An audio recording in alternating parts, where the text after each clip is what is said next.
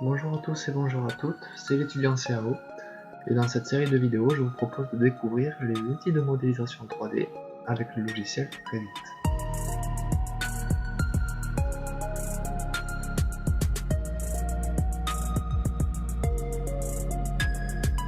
Comme dans la vidéo précédente, la vidéo sur les extrusions, on va faire ça dans l'éditeur de famille.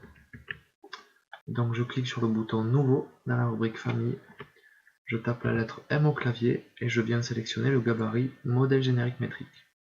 Je clique sur ouvrir. Donc ça y est, mon gabarit s'est ouvert.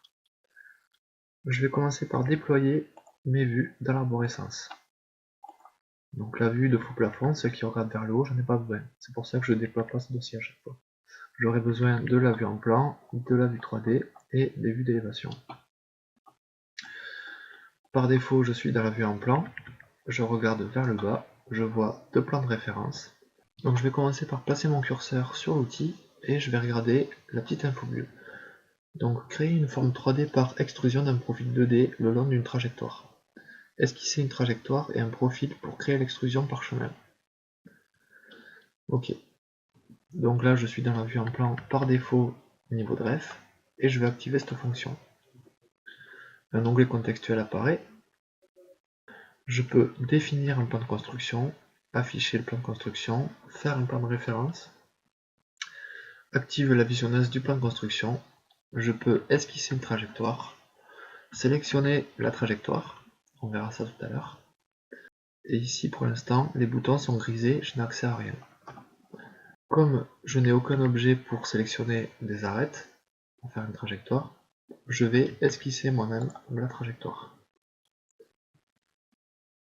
Je vais commencer tout simple, je vais faire une ligne, comme ceci.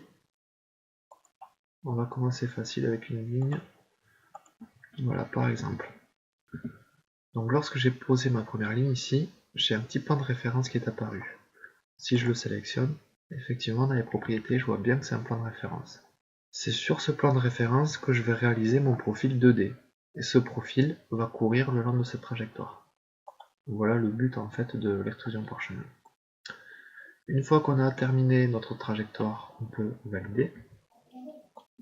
Et maintenant, on a activé le bouton sélectionner le profil et modifier le profil. Je vais directement cliquer sur modifier le profil.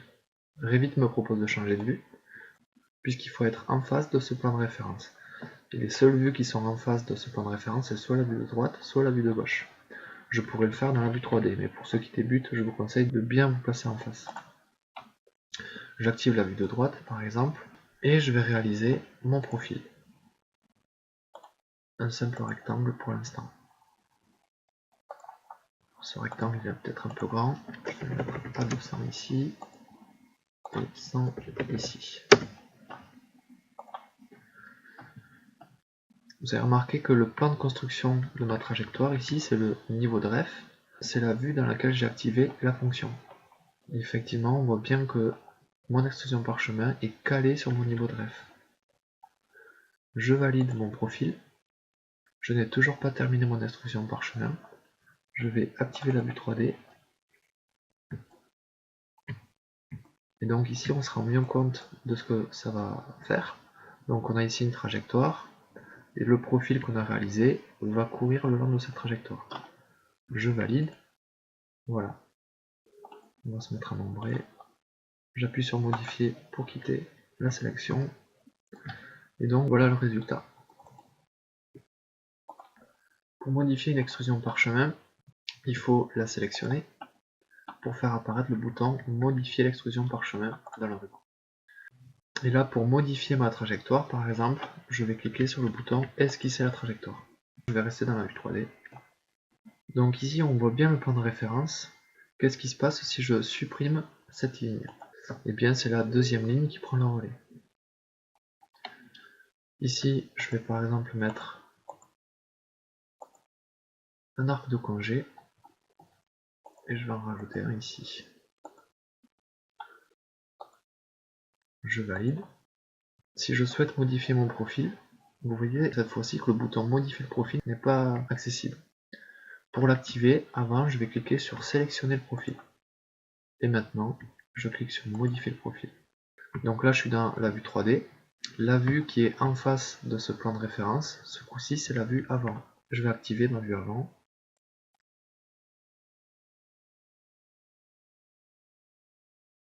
Et par exemple, je vais réaliser un double cercle. Comme ceci. Je valide mon profil. Je reviens dans la vue 3D. Et je valide mon extrusion parchemin.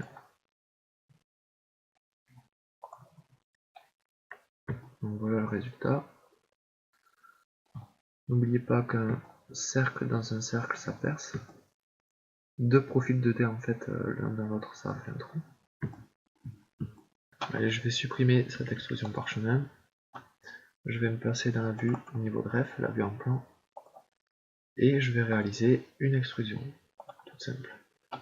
Un simple rectangle. Qui va partir du niveau de ref et qui va monter à 1 mètre. Je vais régler un petit peu ces dimensions. Parce qu'ici je le trouve un petit peu grand. On va mettre 500 ici. 1 mètre ici. On va faire un cube de 1 mètre par 1 mètre en fait.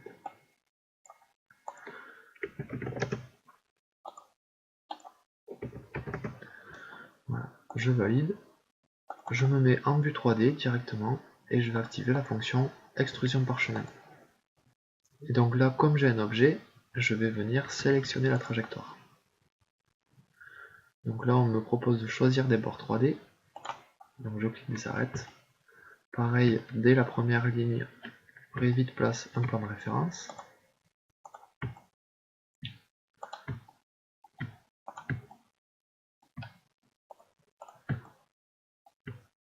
Et je reviens comme ceci.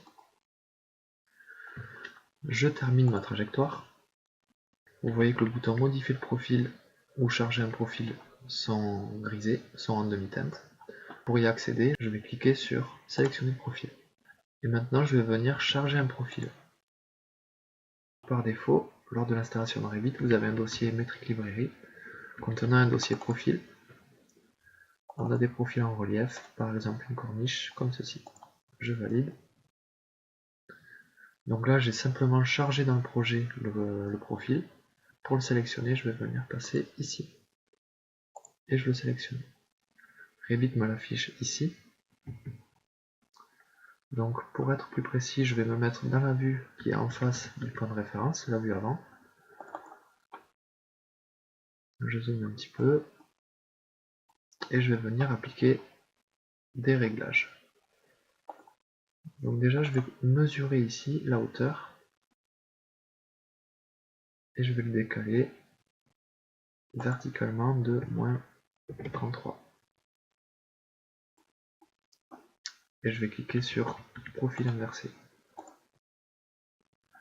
Je termine mon profil, je reviens dans la vue 3D, CTRL Tab, et donc voilà, Revit m'a généré automatiquement le profil. Je vais l'isoler, je le sélectionne, je clique sur les petites lunettes, isoler l'élément.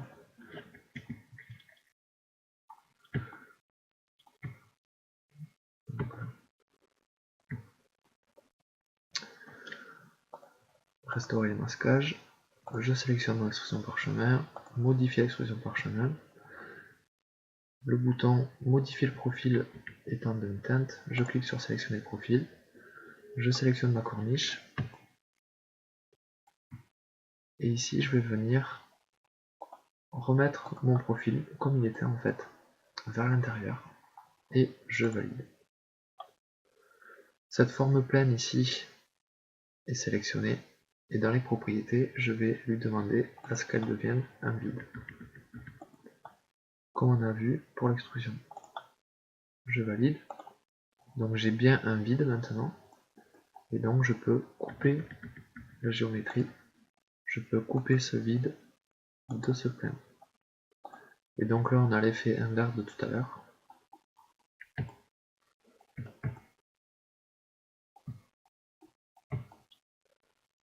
Donc voilà le résultat obtenu. Et donc là c'est exactement comme si j'avais fait une forme vide. Un vide par extrusion parchemin. Voilà. J'espère que cette vidéo vous aura plu. Si c'est le cas, n'hésitez pas à me faire savoir en commentaire. Et moi je vous dis à la prochaine. Ciao ciao.